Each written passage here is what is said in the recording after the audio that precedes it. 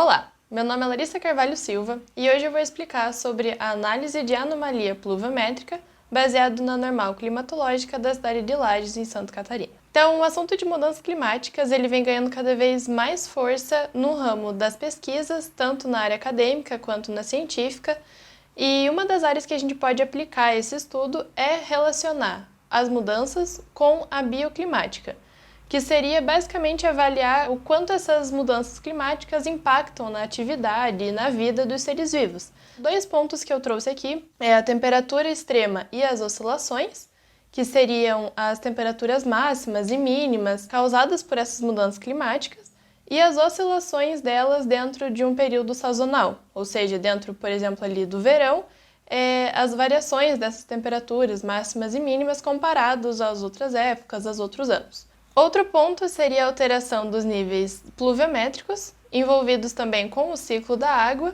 Um dos parâmetros pode ser a alteração na temperatura máxima e mínima, então a alteração na temperatura, e consequentemente a alteração tanto na frequência pluviométrica, na ocorrência de chuva, quanto no volume, na quantidade de chuva em determinado momento. Então, esse estudo tem como objetivo avaliar a anomalia pluviométrica na cidade de Lages, em Santa Catarina, que fica na Serra Catarinense, baseado na normal climatológica. Essa anomalia pode causar alterações tanto na agricultura, por exemplo, para avaliar as melhores épocas de plantio ou de colheita que envolvam algum tipo de irrigação, por exemplo, o consumo, então voltado ao abastecimento hídrico da população, que depende também desses dados pluviométricos, a influência também no transporte, principalmente em cidades que apresentam grande número de inundação, quando as chuvas são com alto volume.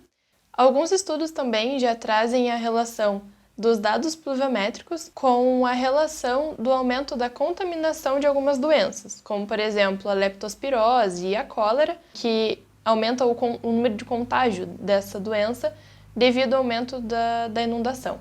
Para realizar esse estudo, foi utilizada a base de dados do INMET, que é o Instituto Nacional de Meteorologia. Lá a gente coletou os dados da normal climatológica de 1961 a 1990 e o dado mais recente registrado, que seria o ano de 2019. Dentro do período de 1961 a 1990, alguns anos estavam faltando informações, então eles foram desconsiderados para que não causasse efeito no resultado. Já quanto ao ano mais recente, foi utilizado o ano de 2019 por ser um ano completo de informação. Não foi utilizado 2020 justamente por esse motivo, que estavam faltando informações. Então, após coletar esses dados através da ferramenta do Excel da Microsoft, a gente calculou primeiramente a soma mensal. Então, como os dados eles são dados em totais diárias, a gente fez a soma mensal de cada ano. Então, através da soma mensal, a gente realizou a média anual dentro de cada ano, de 1961 a 1990 e também de 2019. E, por fim, a média da normal. Então, seria basicamente, digamos que a média da média, Também a gente realizou a média dos meses, comparando sempre o dado mais recente com a série ali da normal climatológica. Em relação aos resultados, a anomalia anual foi calculada a partir da média da normal climatológica, que foi 128,07 milímetros de chuva. Então, a partir desse resultado da média, a gente encontrou uma anomalia negativa de 19,39 milímetros para o ano mais recente, que seria 2019. A partir do resultado negativo da anomalia, a gente pode relacionar alguns problemas, como, por exemplo, na saúde, devido ao aumento de partículas de poluição no ar por falta de chuva, então causa alguns problemas respiratórios, problemas na agricultura, principalmente aquelas plantações que necessitam da irrigação natural da chuva, e, por fim, um problema no abastecimento hídrico, devido à diminuição desse dado pluviométrico, nos dados de chuva, observando uma consequência até na conta de água da população.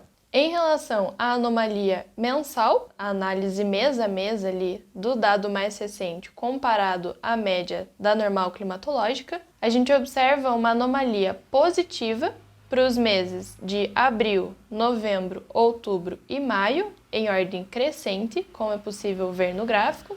E algumas das consequências desse caso seriam algumas alterações na qualidade do ar, porém, nesse caso, uma consequência positiva, já que com a chuva, algumas partículas do ar elas podem ser transportadas para o solo, então tornaria a qualidade do ar um pouco maior e, consequentemente, alguns problemas respiratórios seriam evitados. Outra consequência seria no abastecimento hídrico, o contrário ali do que eu já falei anteriormente, que seria facilitado o abastecimento. Então, consequentemente, até na parte econômica, a conta de água poderia diminuir. Voltado para a agricultura, nesse caso, para plantações que precisam de irrigação natural, ela seria favorecida com essa anomalia positiva.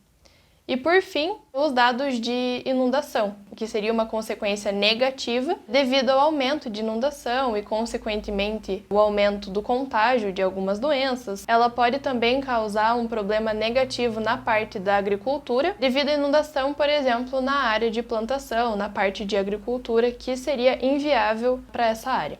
Por fim, os dados de anomalia mensal negativos ficaram para os meses de julho, janeiro, fevereiro, março, dezembro, junho, setembro e agosto, em ordem crescente. Como citado anteriormente, essa anomalia negativa para esses meses seguiriam basicamente a anomalia negativa anual.